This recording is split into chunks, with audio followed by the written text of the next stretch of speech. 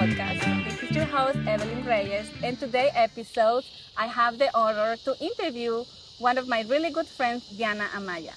Diana Amaya is from Honduras, from Siguatepeque, and she got her bachelor's degree in food science at Universidad Nacional de Agricultura. Soon after that, she had the opportunity to work in industry. In 2022, she did an internship in the Rodrigo Diaz lab in the Entomology department at Louisiana State University. And currently, she is doing her master's degree at LSU. Welcome, Diana.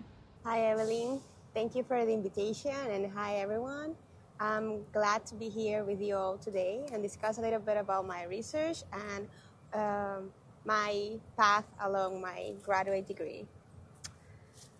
Thank you. Thank you so much for being here with us. So, can you tell us a little bit more about your background and what led you to pursue a degree, a graduate degree to be specific? Yeah, so first of all, I want to say that my current master degree is focused on agricultural economics, so specifically working with international trade.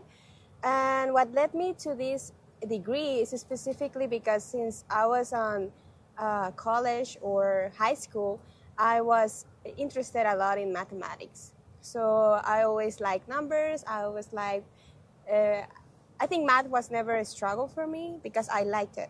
So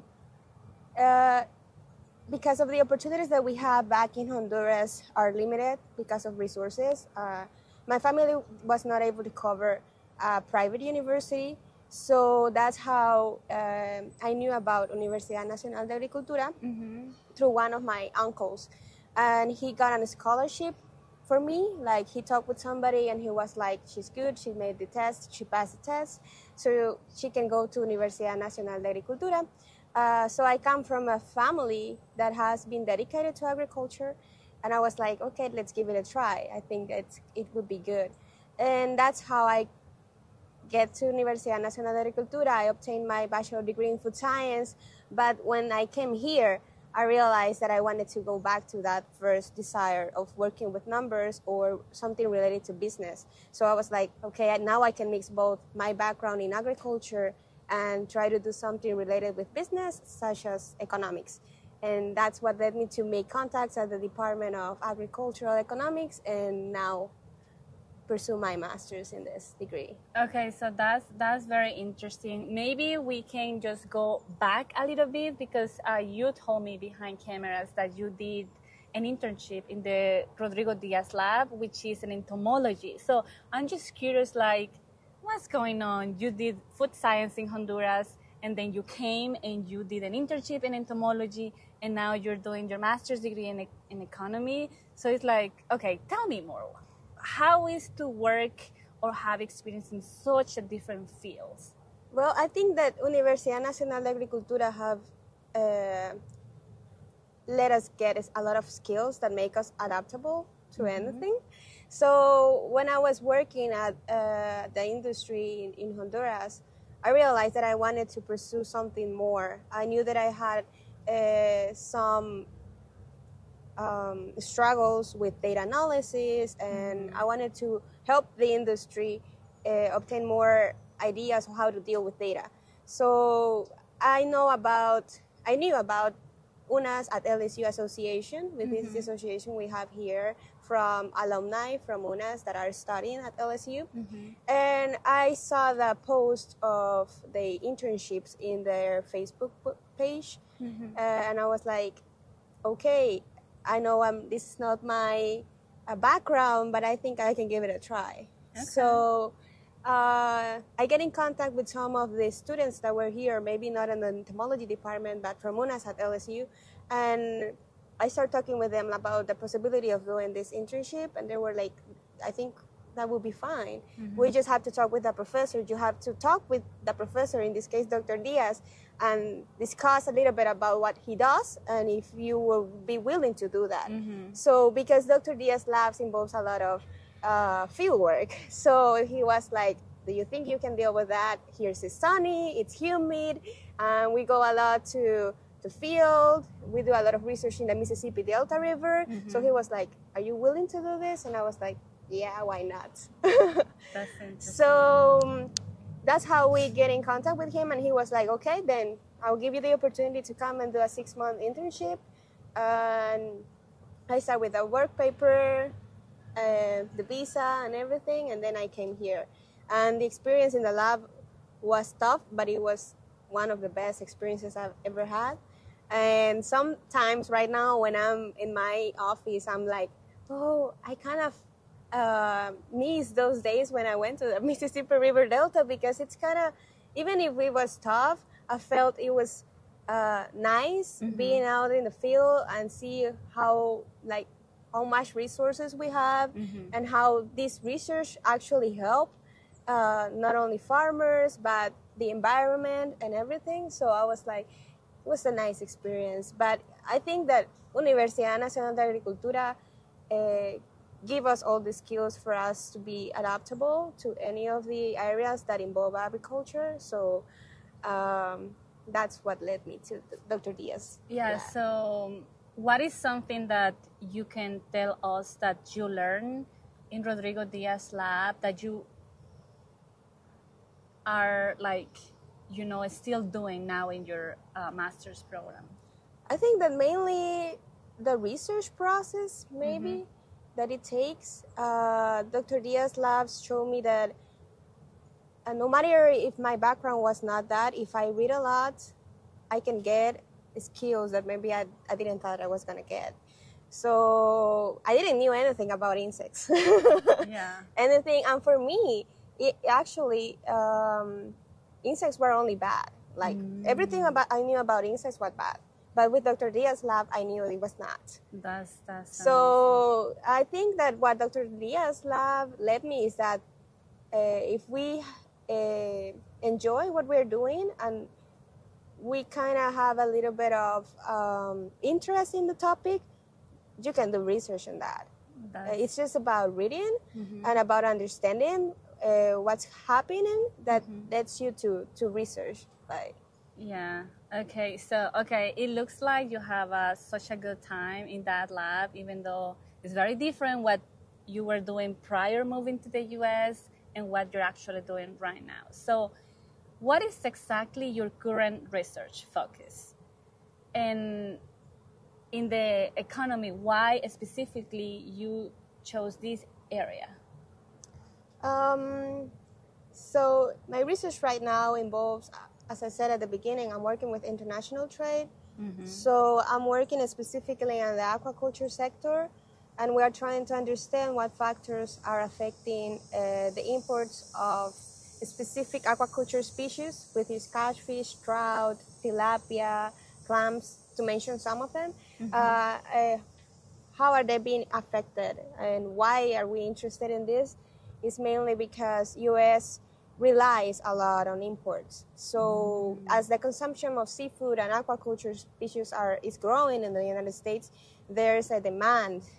Like, people is willing to buy more of this. So we want to understand what are those factors that drive people to consume more of that, especially from other countries. So, and how, looking through those other countries, how can the U.S. become more competitive? Like, how can the U.S. become a better producer and also become one of those biggest exporters? So we're trying to see the relationships between the countries and what makes them a better producer of those or seller of those products. That is actually very interesting. I don't know anything about it, and I think that I'm learning a lot today. So can you please walk us through a typical day in your research? What kind of activities or experiments are you involved in at the moment? So it's very different to what I did in Dr. Diaz's lab. We don't do any field work, at least not in my lab or not with a professor I work with. We do mainly, like, my day starts getting up, getting ready to come. I take my cup of coffee every morning just to wake up, and then I get to the office, I turn on my computer, and that's my main tool to work every day. So I just work in the computer. And I do a mixture between data analysis. So I start with data. If I have to clean the data and do some regressions and analysis in R or Stata, then I do that. Then in software. And then I do some research, like regarding what I have found on the data. I come and do some research. I start doing literature review. I go and try to analyze what relationship is between what has been already published and what I am looking through the data, and then writing those findings and interpreting what this is telling me.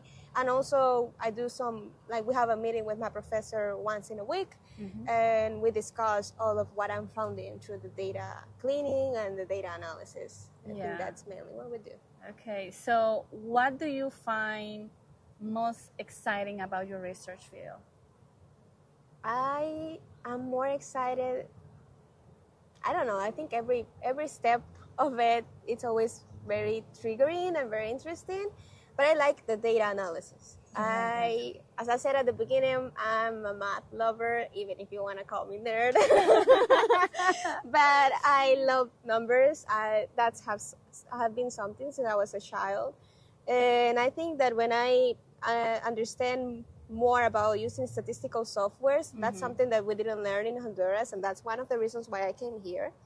So since I learned how to use those tools, I get like in love with them, and I like being coding. And not only that, if not, when you get the results and you see like, this is amazing, all of what they are telling me, when you start interpreting those results, it's like you found a lot of new things and new questions arise from those results, but it's the point of research. So it's like, I think we're making things correct, and that's when I realized that I like that. So I really like how passionate you are about what you're doing. I think that is key. You know, when you're doing research or whatever you're doing in life, I think that being passionate, having goals, and being disciplined is very important. And I can see that you have all those traits, and I'm very happy for you.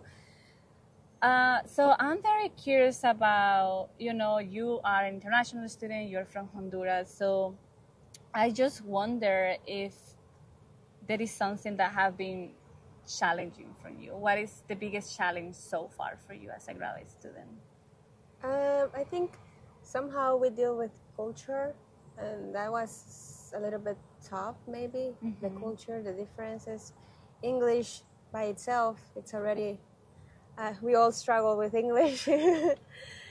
So I think those things mixed make it a little bit tough, especially the first semester when you take classes and you have to try to have everything balanced, like your personal life, your classes, your research, and everything. So finding the balance can make it tough, at least just the first semester for me. And also transitioning from a background from food science to economics. As I said, I love numbers, but it was tough because it's been a while. Like, I worked for 3 years, so I was already used to a different stress than the one you have at college or university. So getting back was a little bit, it was tough, like and getting back to books, getting back to reading and studying and making homework. So, but it was mainly the first semester. It's just a mixture of everything that I kind of makes it challenging. Okay, this is important question for you. Have you experienced the famous imposter syndrome? Yeah. And how do you survive? Or how do you manage that? Like, I start reading a lot of self-growth? Yeah, self-growth books. I started reading a lot about that. I think I also start listening to podcasts that could help me also, because it's mainly our mind telling us stuff that is really not true. Like, we all have capacities, and sometimes we just need to put more effort to get everything done. But yeah, as I mentioned, because I am not background. I don't have a background in economics. Sometimes I struggle with my mind telling me you don't have this enough skills to be an economist. And I do, and that's have even make me a little bit even perfectionist, because I think that I don't have the skills. But through all of those readings and podcasts, I have realized that it's just part of the process of being a grad student. Listen, we all go through that. Someone once told me the imposter syndrome is a real thing, and it might happen to you. You don't know when. You don't know if this is going to happen at the beginning of your program, maybe in the middle, maybe at the end. But there are very high possibilities that you're going to experience this, that you're going to experience the feeling of sensation that you don't belong to this place, that you're not doing enough, that you should just go back. In your case, like the company where you were working, or maybe my English is not the best. Maybe I got an accent. I mean, we do. It's our second language. How many languages do you speak, by the way? Just English and Spanish, but I'm trying to learn Portuguese and Italian. So we have a person here who speaks 4 languages. No, I'm trying to speak You're other trying. two. Okay, I'm learning. You're yet. learning. Okay, learning is good. So you mentioned that you have been reading a lot of personal growth books. So nowadays, how do you balance like academic life, personal life, social life, and trying to connect with your family back in Honduras? How do you manage all that? It's about the timing. So I try to schedule my week in a way as it is a job. So I wake up in the morning and I come to campus no later than 9 a.m. Okay. And I try to be here as it was an 8-hour term job. So I leave around 5 or 6, depending on the time I arrive. And then the next hours, I try to use them for personal stuff, either going with friends, talking with friends, or reading, or doing stuff that I like, cooking, talking with my family. So I try to balance it that way. And sometimes it's when the semester starts with the classes, I have to balance it a little bit more because I have homework. So I try to do my homeworks at night, but do not spend more than 2 hours. So I limit myself on my own, that way I don't become overwhelmed with everything that's going on. And I always try to leave a space to hang out with friends or talk to my family. So. Okay, I think that it sounds like you have a very good plan or a sense of time. I am just curious, have you always been this way, or that is something that you learned here in the US, like how to, plan your week or be on time? I know that Hondurans or probably Latinos are well known, but by always being kind of late, or maybe very late. But have you learned this here based on your experience, or has been always you? I think every step in life things change. So they're always changing. But I feel that I come with that sense since I was at UNAS. Because we have specific hours for studying, specific hours for going to school, for eating. So, and if we didn't catch up the times, we lose our lunch, or we lose our classes, or we can get anything out of the way. So I think that that schedule or that timing way of doing the things comes from then.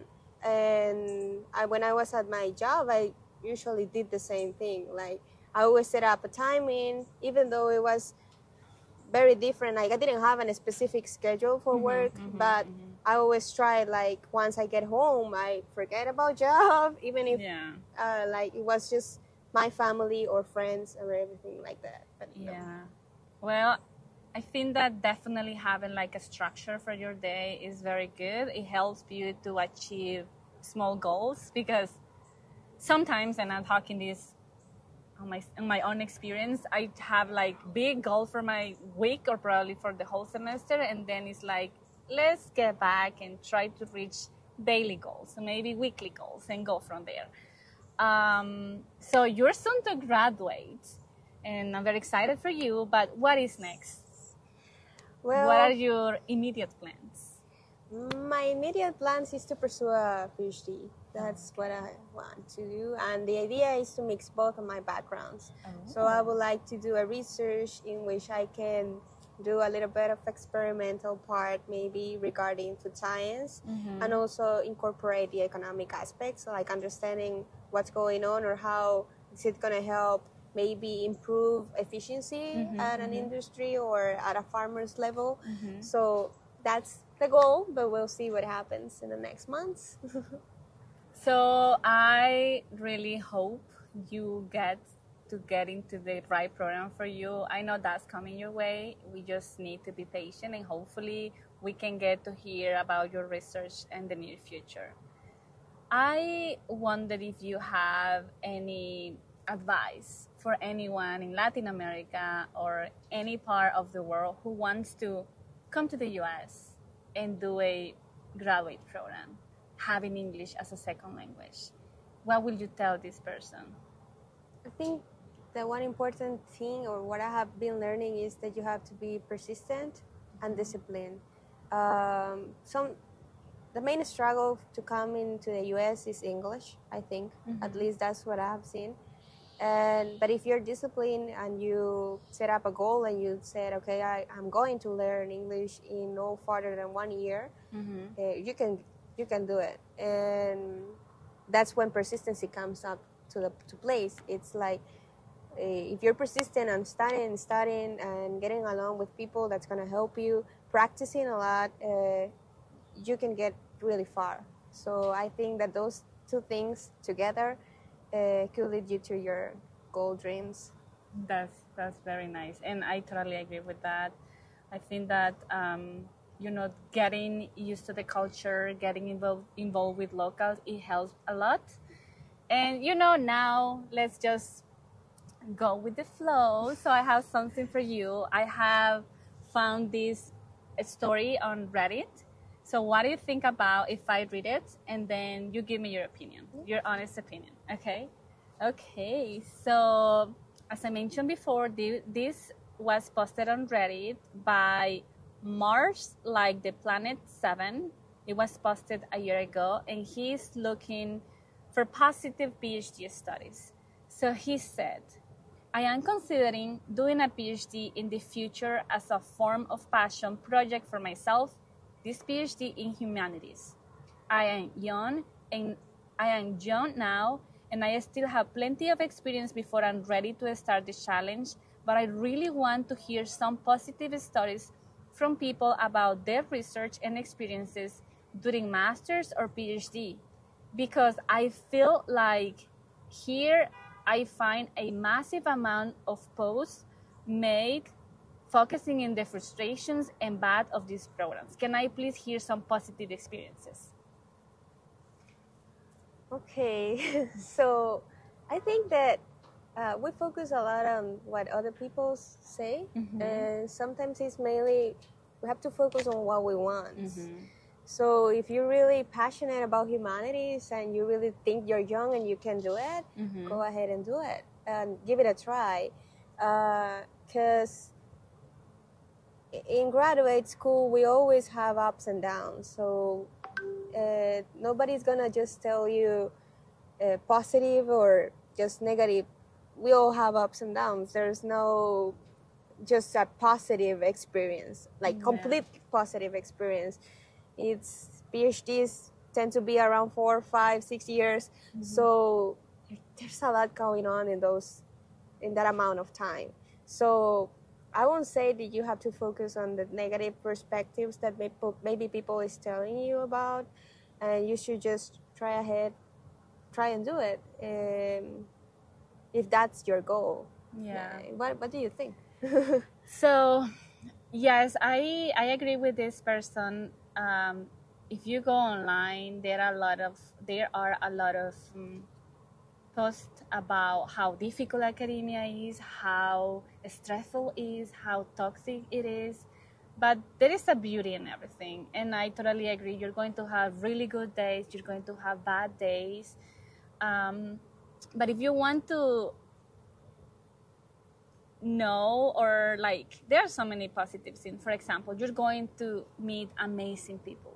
You're going to meet amazing scientists that are passionate, a lot of people that they really love what they do, and you're going to develop really deep and meaningful connections with some people because, as you mentioned, a PhD program, it can last from 4 to 5, 6 years. I don't know. During that time, you're going to be around the same people for so many years, and you have the chance to develop really good mentorships, friendships, relationships that sometimes last forever. Especially later, you can be collaborators if you know someone who is going to get into academia or probably in the industry. So there are so many things. You can travel for free, like not really for free, but you can travel, do conferences that usually your lab or your professor is going to pay for. So there are so many good things. You get to learn from different people, from different backgrounds, from different cultures, and you get to give a little bit of science to the science world. So you do your part. So I agree. There are so many positive things and bad things, but just go if this is what you want and go day by day. So do you have any personal good experience that you want to share with us? Something that you were like, oh, it was a good day. I love it. I think I have had a lot. Okay. As a master's student, I have had the opportunity to present in several places. And as you said, networking is one of the most nice parts of academia or grad school because you meet people from different places, different research, and you expand your mind to other areas. That's where you gonna feel like, oh, maybe I can do this in the future, or I can focus my research on this. So I would say that that's one of my most nice experiences. I'm thankful with my advisor who have given me the opportunity to present in several conferences along my master program because of that, and because I have always considered myself some like shy, and I feel that these experiences have helped me develop better skills regarding how I communicate, and specifically research topics. So I would say that's the best experiences that I have had. Before we end, is there any advice that you want to share or give to any potential graduate student planning to come to the US and start this journey of grad school? Yeah, I think it's a very important decision if that's what you're really willing to do, like if you want to pursue a graduate program.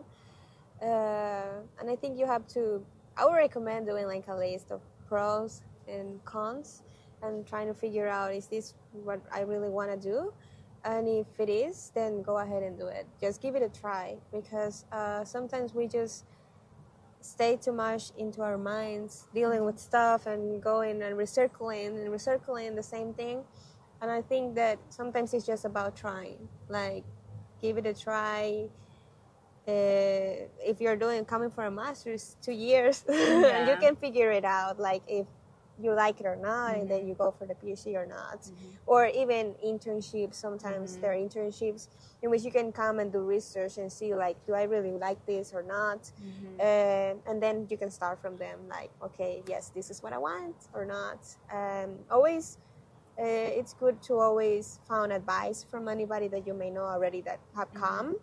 But at the end, it's just what you want. If you want that, then go ahead and try it. That's what I can say. Okay, Diana, thank you so much for being with us. I hope you had fun and you had a good time chatting with us. I did have it, and thank you for inviting me, and thank you for doing this podcast that I think it's going to help a lot of people who are still struggling, not only at grad school, but also on whether they want to do a grad program or not. So thank you very much. Of course. So thank you so much, guys, for joining us in this episode of Research Flow with Diana. We hope you found this conversation insightful and that also resonates with you and your own journey in academia. And please remember, you are not alone. We are here building this community where we can support each other. You can be a master's student, you can be a PhD student. We are here to celebrate the goods, and it is just this community that we're building right now. Thank you so much, and see you next time.